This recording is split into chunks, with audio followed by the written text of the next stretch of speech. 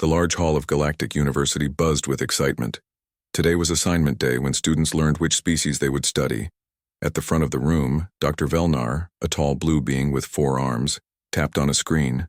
Zrax, Elix, and Chiron, please come forward, Dr. Velnar called. The 3 students moved to the front. Zrax walked on 2 scaly legs, his reptilian skin shimmering under the lights. Elix floated rather than walked, her gaseous form contained in a special field that gave her shape. Chiron moved with a crystalline clink-clank, light bouncing off his sharp edges. You 3 have been selected for one of our most interesting assignments, Dr. Velnar said. You will study humans. Zrax's tongue flicked out in disappointment. Humans? But they're just soft creatures with no natural defenses.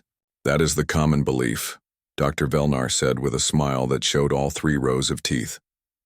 But I wonder if you'll think the same after your time on Earth. Elix swirled in her containment field. I've heard they can only live in a very narrow temperature range. Is that true? Yes and no, replied Dr. Velnar. Their bodies are indeed limited, but you might be surprised by what they can endure. That's why you're going to study them during what they call winter in one of their coldest regions. Kieran's crystals clinked together.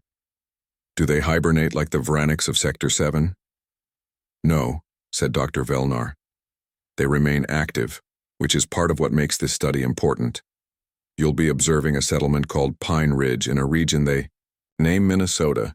It experiences some of the most extreme temperature drops on their planet. The 3 students looked at each other with renewed interest. You will disguise yourselves as exchange students from distant countries, continued Dr. Velnar. Our technology will help you appear human and speak their language. Your assignment is to observe and document how these seemingly fragile beings survive conditions that would kill many species we consider more advanced. Dr. Velnar handed each of them a small device. These contain all the information you'll need about your cover stories and human behavior. Remember, this is observation only. Do not interfere with the humans or reveal yourselves. Later that day, the 3 gathered in their preparation pod to review their mission. Look at these images, said Zrax, projecting pictures of humans in winter. They have to wrap themselves in layers of dead plants and animal skins just to go outside. Pathetic. Elix expanded slightly in disagreement. It's actually clever adaptation. They change their outer covering to match conditions instead of evolving different bodies. Still, Chiron chimed in, crystals glinting. I don't understand why the Galactic Science Council considers them a species of interest. They have no natural armor, claws, venom, or energy manipulation abilities. Maybe there's something we're missing, Elix suggested. Dr. Velnar seemed to think we'd be surprised. Doubtful, said Zrax. This assignment will be boring. Watch, humans huddle indoors around heat sources, record how many die from the cold. I was hoping for something more exciting. Well, we leave tomorrow, Kieran said. Our ship will put us in suspended animation until we reach Earth. Then we'll wake up as human exchange students, just in time for the start of this winter season. As they prepared for departure, Dr. Velnar visited them one last time. A final word of advice, the professor said quietly. Do not underestimate humans. They may seem weak individually, but they have survived and thrived on a planet with some of the most varied and extreme conditions in the galaxy. There is a reason they've spread across their world while other, seemingly stronger species on their planet did not. The 3 students nodded politely but exchanged glances when Dr. Velnar left. Sounds like Dr. Velnar has a soft spot for humans, Zrax said, his scales rippling with amusement. We'll see, Elix replied, her gaseous form swirling thoughtfully. Maybe there's more to these soft creatures than we know. The next day they boarded their ship, their bodies prepared for the long journey to Earth and the strange beings they would soon study. The small yellow school bus pulled up to the Miller family home on a crisp October afternoon. Leaves in red and gold colors fell from the trees as Joe Miller stepped out onto the front porch. He rubbed his hands together in the cool air and watched as 3 exchange students climbed down from the bus. Welcome to Pine Ridge, Joe called with a friendly wave. I'm Joe Miller. You must be our international students. The three newcomers looked around with curious eyes. To Joe, they appeared perfectly normal. A tall, thin boy with unusually smooth skin, a shorter girl with wispy blonde hair that seemed to float around her face, and a stocky boy whose movements were somewhat stiff. But beneath their human disguises, Zrax, Elix, and Kiran were already gathering data. "Thank you for hosting us," said Zrax in the human form he now wore. His translation device allowed him to speak perfect English. "I am Alex." He had practiced saying his human name many times. "I'm Ellie," said Elix, her gaseous form now appearing as a slender human girl.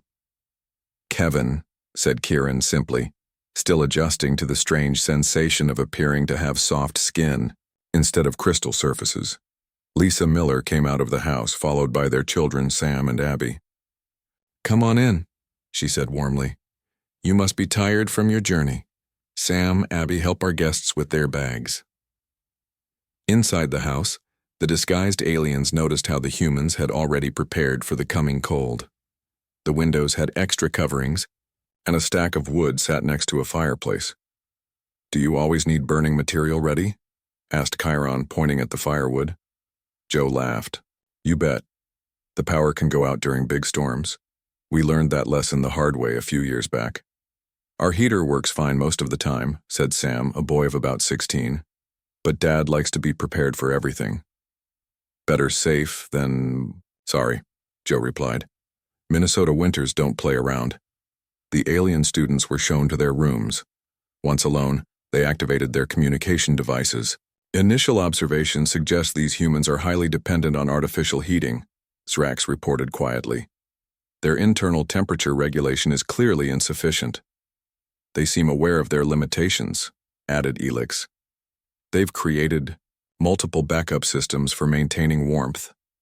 "Interesting adaptation," noted Chiron, "but still primitive compared to natural cold resistance." The next morning, the aliens joined the Miller family for breakfast. Through the window, they could see frost covering the grass. "The weatherman says we're in for a rough winter," Lisa said as she poured coffee. "They're predicting the coldest one in 50 years. "We should get more supplies this weekend," Joe replied, "just to be safe." "What happens during these coldy periods?" asked Ellie, trying to sound like a curious foreign student. "Life goes on," Abby said with a shrug. "School, work, everything. We just wear more layers." The aliens were puzzled by this casual attitude toward what their research showed would be potentially life-threatening conditions. Over the next week, the disguised students observed the town preparing for winter. People filled their car tires with air, replaced batteries, and stocked up on food. The Miller family checked their generator and insulated pipes. None of the humans seemed particularly worried. At the local high school, the aliens watched as many students still played outdoor sports despite the dropping temperatures. "Are you not cold?" Zrax asked a boy named Greg who had just finished running laps in shorts. Greg laughed, his breath visible in the air. "Nah, this is nothing. Wait till January when it hits 20 below. That's when you really feel it." The alien students exchanged glances. According to their data, the temperatures Greg described could cause frostbite to exposed human skin in minutes. That evening, they gathered in Kevin's room to update their research notes. "These humans talk about deadly conditions as if discussing mild inconvenience," Zrax noted. "Perhaps they exaggerate for social status," suggested Kiran. "I'm not certain," said Elix, her form briefly flickering with doubt. "The weather forecasts confirm extreme conditions are coming, yet they prepare without fear." As they spoke, the first snow began to fall outside their window. Light at first, then heavier. The forecast on the Miller family's television warned of a major storm front moving in from Canada.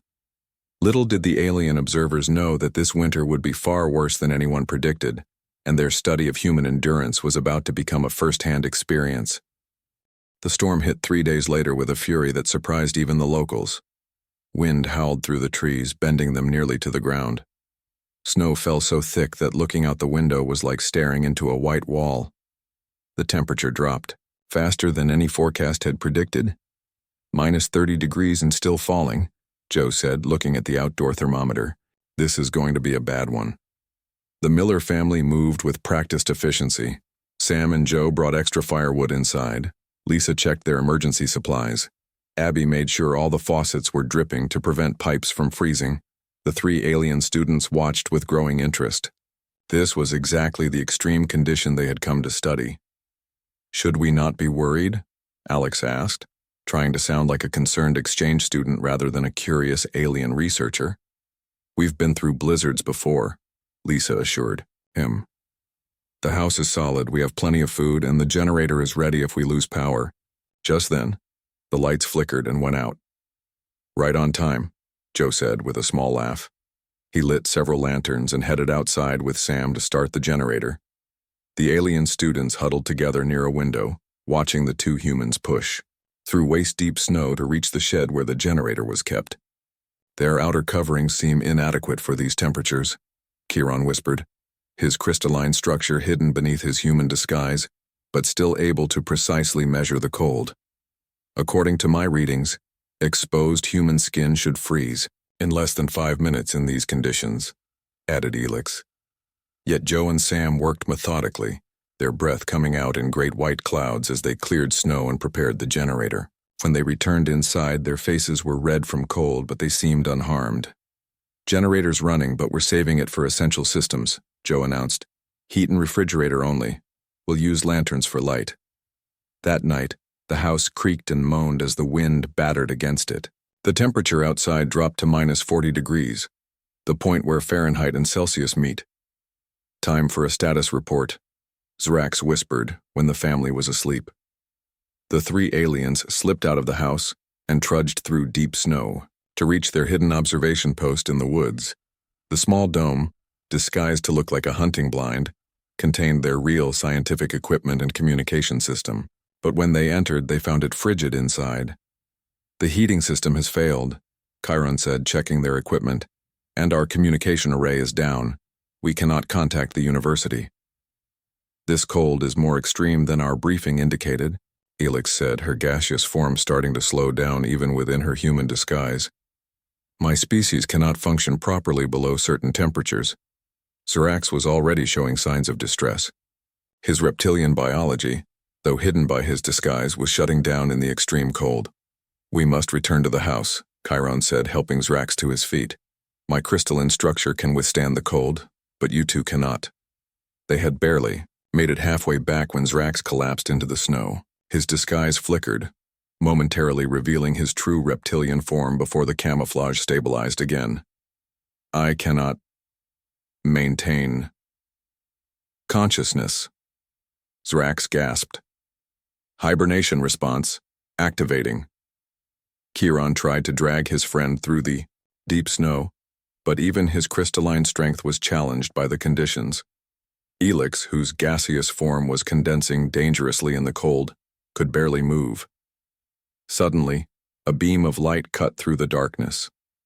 Joe Miller, wrapped in layers but still visibly human, pushed through the snowdrifts toward them. "What are you kids doing out here?" he called, his voice barely audible over the howling wind. Then he saw Zrax collapsed in the snow. "Oh God, he's got hypothermia. We need to get him inside now." Joe lifted Zrax with surprising strength and began plowing back toward the house. "Follow close behind me," he shouted to Kieran and Elix. "Step in my footprints." As they struggled through the blizzard, the aliens realized their study of human endurance had become much more personal than they had planned.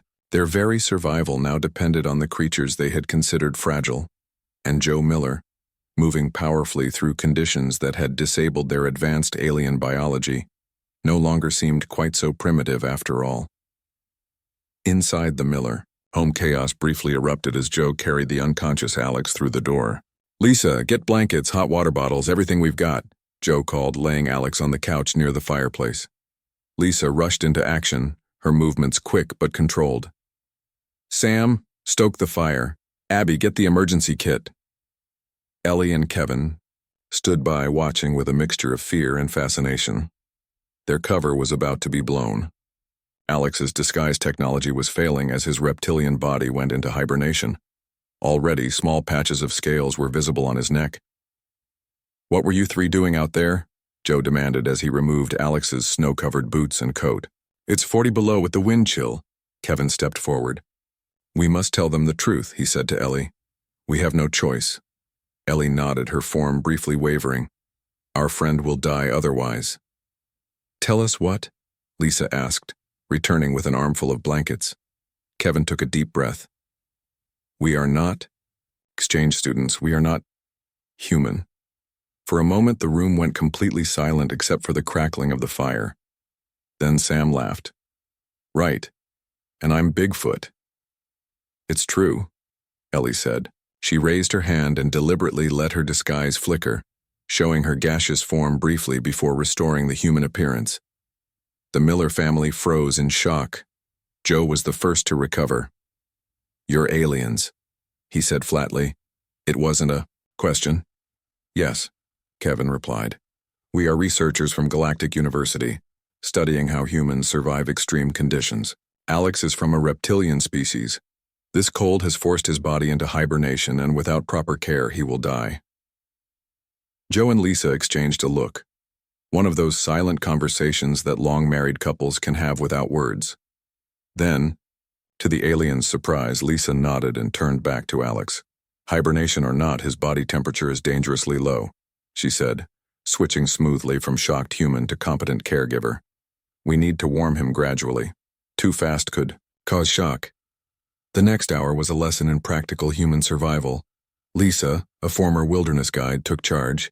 She instructed the family on how to safely warm Alex without causing damage. They placed hot water bottles near his core, not his extremities, and monitored his temperature carefully. In wilderness survival training, we learned that cold blood, returning too quickly from the limbs to the heart, can cause cardiac arrest, she explained as she worked. We warmed the core first, then the rest. The aliens watched in amazement. Not only had the Millers accepted their true nature with remarkable calm, but they were now using primitive yet effective methods to save Alex's life. By morning, Alex was awake and his disguise fully restored. Outside, the blizzard continued to rage. The house was cold except near the fireplace, but the Millers had adapted the living space efficiently. We'll all sleep in the living room, Joe explained as they rearranged furniture. Body heat in a smaller space is easier to maintain.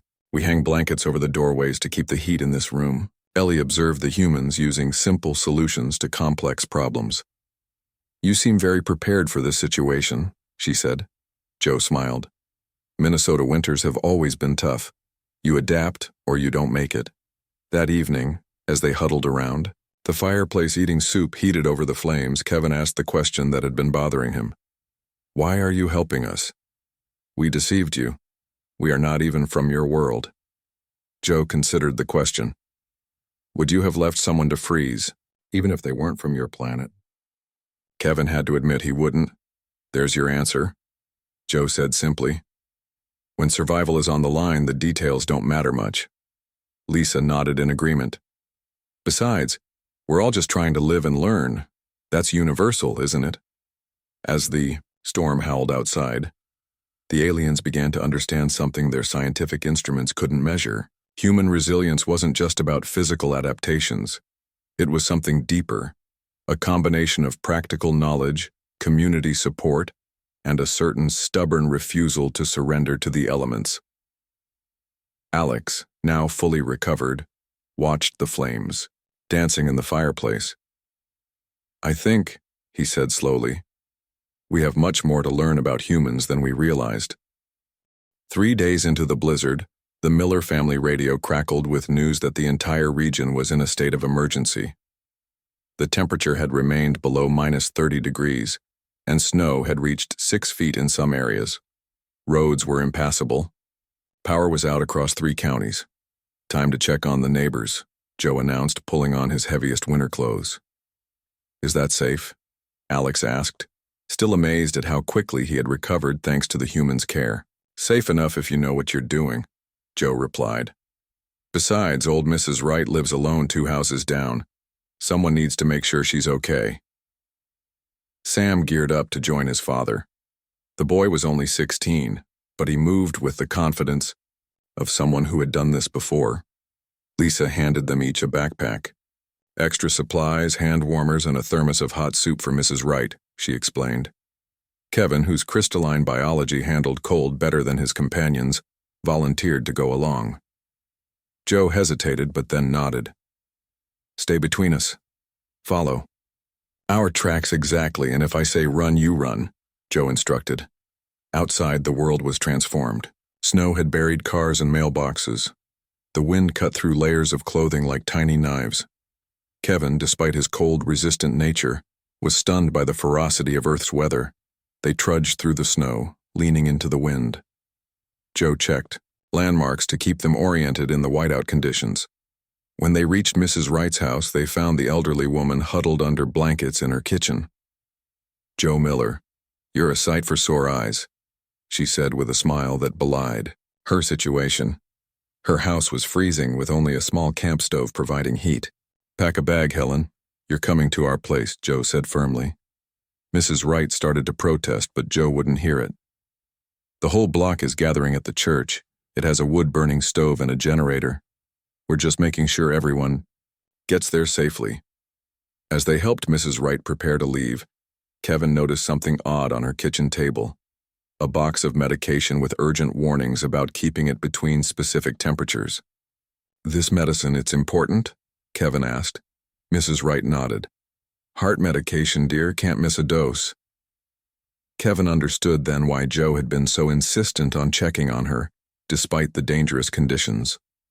On their way back, they stopped at 3 more houses, gathering neighbors who couldn't safely stay in their homes. By the time they returned to the Miller house, they had added 5 people to their group. The church is only 4 blocks away, Joe told the gathered group. We'll rest here for 30 minutes, warm up, and then make the trip together. While the humans rested, Kevin shared what he had observed with Ellie and Alex. They're gathering their community, Kevin said. It's not just about individual survival. Through the front window, they watched as more people moved through the snow-covered streets. An elderly man named Frank trudged through waist-deep snow to deliver medication to his neighbor. 2 men used snowmobiles to check on the houses at the edge of town. A woman named Lucy organized people at the church, turning the basement into a community kitchen. Their social cooperation is remarkable, Ellie noted. It multiplies their individual capabilities. Alex, whose species was primarily solitary, found this particularly fascinating. They share resources, knowledge, and labor without hesitation, he observed. Even helping us, complete strangers who lied to them. Later that day, the alien students followed the Miller family and their neighbors to the church. The walk was grueling. Wind gusted to 60 miles per hour, driving snow and ice into their faces. The cold was so intense that exposed skin could freeze in under 3 minutes.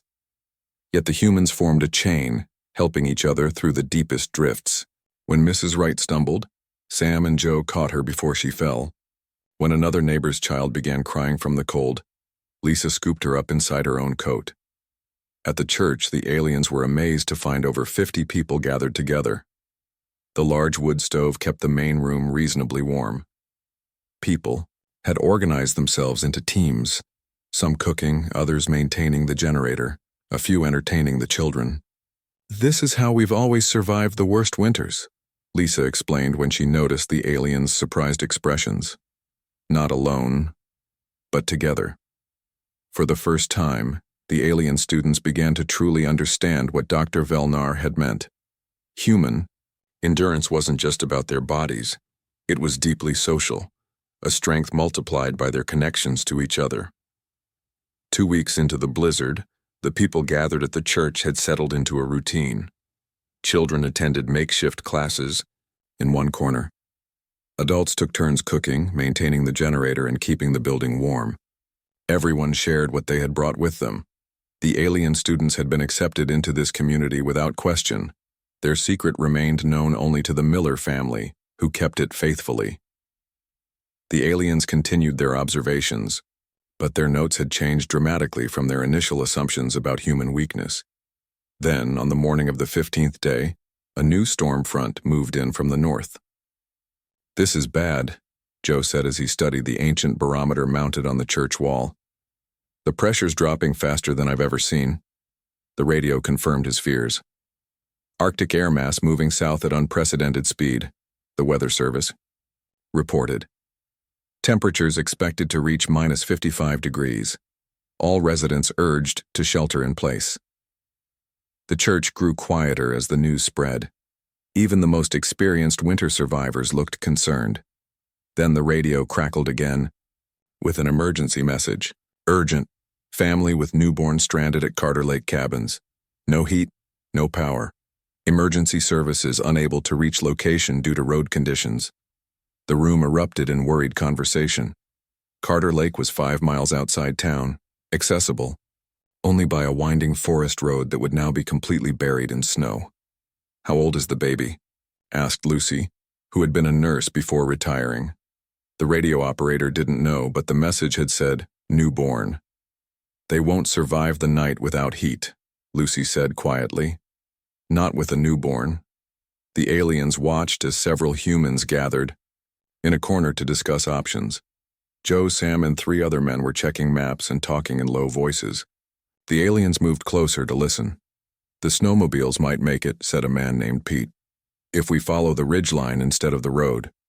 "It's suicide," said another man. "The temperature's dropping by the minute. We'd freeze before we got halfway there." "So we dress warmer," Joe replied, his voice firm. "We can't just let them die out there." Alex, Ellie, and Kevin exchanged glances. According to all their research and their own experience with the cold, what the humans were considering was impossible. The temperatures were now well below what human bodies could endure for extended periods, even with protective clothing. Kevin stepped forward. "I would like to volunteer," he said. Joe looked at him in surprise. "My body handles cold better than most," Kevin explained, careful not to reveal too much. "I can help." After some discussion, a rescue party was formed. Joe, Pete, Sam, and Kevin would attempt to reach the stranded family. Despite warnings from others, they began to prepare. The aliens were stunned by the humans' determination in the face of what seemed certain failure. "By our calculations, the exposure time required for this journey exceeds human tolerance by 40%, Ellie whispered to Kevin as he geared up. "I know," Kevin replied, "yet they're going anyway." Alex, still weak from his earlier hibernation, shook his head in disbelief. "They're risking their lives for strangers they've never met." The rescue party dressed in layers upon layers of clothing. They packed emergency supplies, heat packs, blankets, a portable propane heater, formula for the baby. Lucy gave them medical supplies and quick instructions on treating hypothermia and frostbite. As they prepared to leave, Lisa hugged her husband and son. "You come back to me," she said, her voice firm despite the fear in her eyes. Joe smiled at her. "Always do." The church door opened and a blast of frigid air rushed in. Outside, the world was white chaos. The wind howled like a living thing, and the cold hit them like a physical blow. The temperature gauge beside the door read -48 degrees and falling. The aliens had studied thousands of species across the galaxy. They had documented remarkable adaptations to heat, cold, pressure, and radiation. But nothing in their research had prepared them for what they were witnessing now. Humans walking deliberately into conditions that should kill them, driven not by instinct or self-preservation, but by the unwillingness to abandon others to fate. As Kevin joined the humans in the doorway, he realized this mission would test not just human endurance, but his own understanding of what endurance truly meant. Behind him, Alex and Ellie could only watch as the small group disappeared into the white void of the worst storm in Minnesota's recorded history. The two snowmobiles battled through massive drifts of snow, their engines straining against the wind. Joe and Pete drove while Sam and Kevin rode behind them. They followed the ridgeline above the buried road, using the trees as landmarks in the whiteout conditions. Kevin had never experienced anything like this.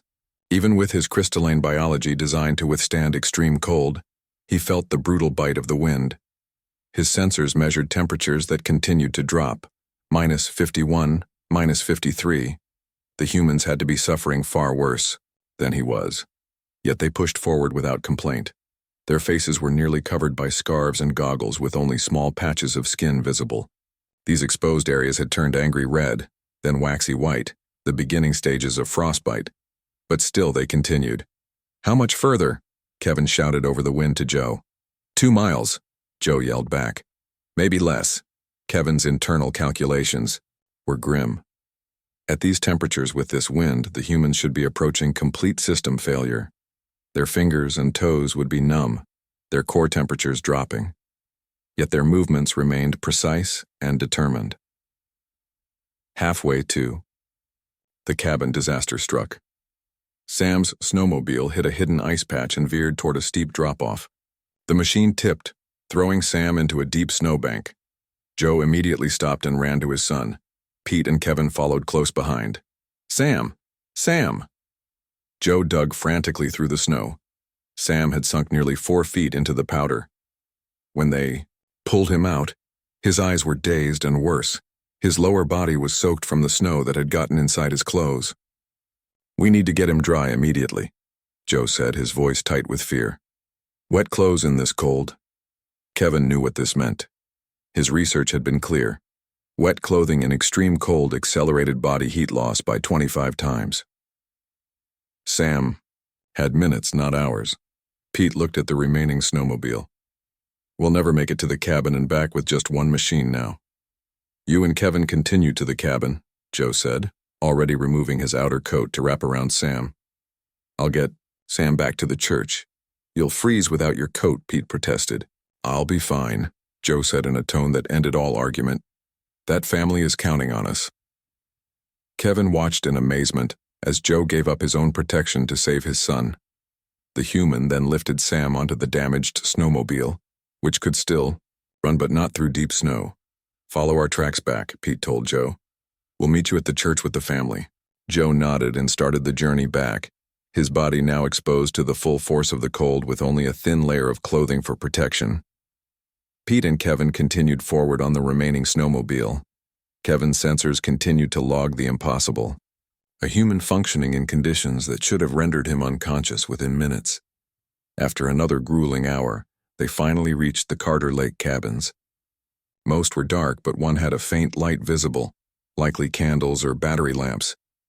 Inside they found Ryan and Kate Davis and their newborn daughter Emma, huddled together under every blanket they owned. The cabin temperature was barely above freezing. The baby's tiny face was pale, her cries weak. "The furnace died yesterday," Ryan explained, his voice shaking with cold and relief at seeing rescuers. "We've been taking turns holding Emma against our skin to keep her warm." Kevin observed that both parents showed signs of hypothermia, shivering, slurred speech, confusion. Yet they had placed themselves between their child and the cold, using their bodies as living shields against the dropping temperatures. The parents had foregone their own comfort entirely, giving every blanket and scrap of warmth to their newborn.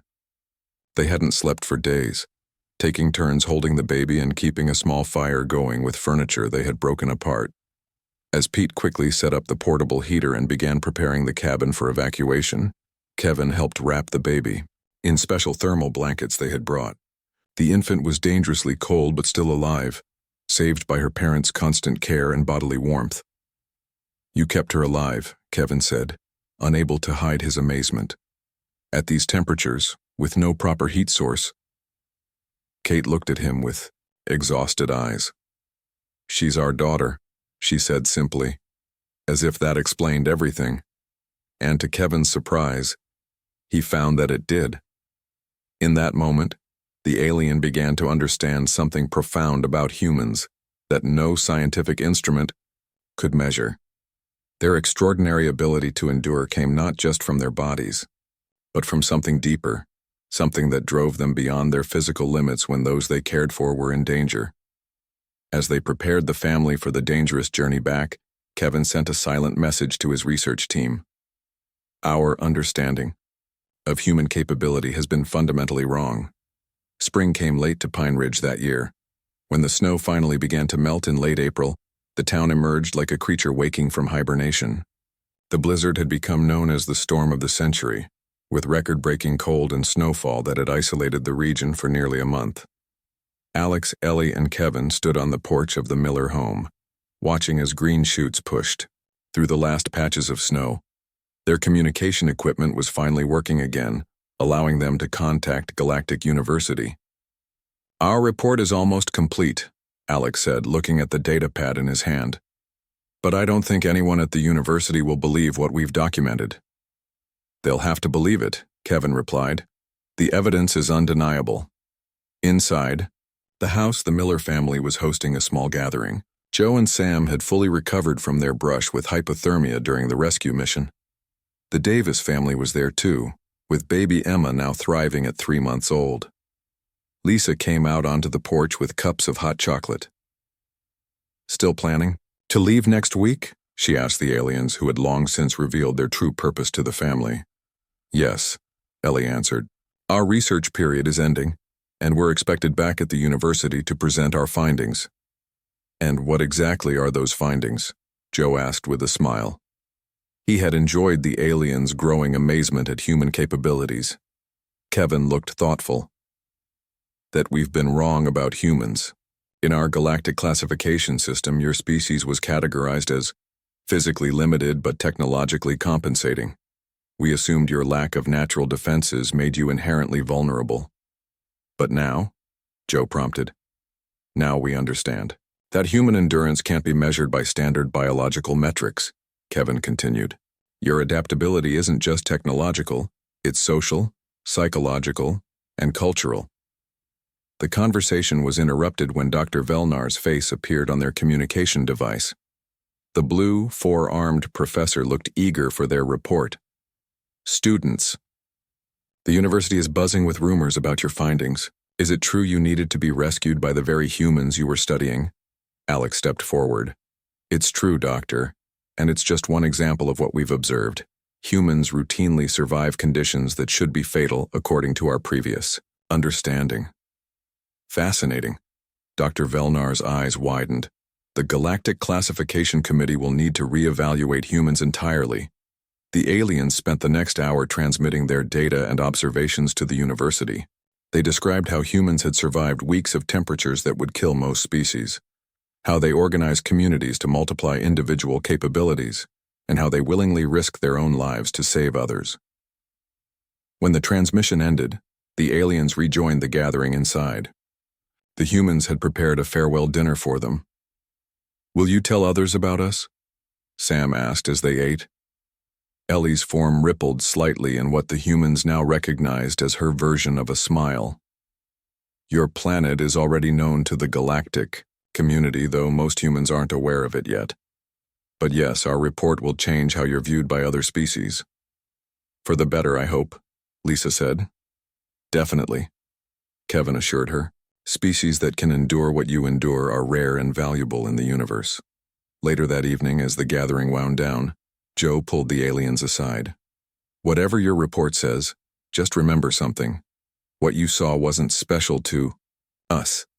It's just what neighbors do for each other here." The next week, a small shuttle landed secretly in the woods outside town. The aliens said their goodbyes to the Miller family and the others who knew their secret. "Maybe we could visit again someday," Alex suggested. "Perhaps in summer next time." Joe laughed. "Probably a good idea, though you'd miss our mosquitoes. They're nearly as brutal as our winters." As the aliens boarded their shuttle, they took one last look at the small town that had changed their understanding of an entire species. Their original mission had been to document how humans survived winter. Instead, they had discovered something far more significant. The true source of human resilience wasn't in their technology or even in their bodies, but in their connections to each other and their unyielding determination to protect those connections against any challenge, even the deadliest winter in memory. The shuttle door closed, and the alien students began their journey home, carrying with them a new definition of endurance that would soon spread throughout the galaxy.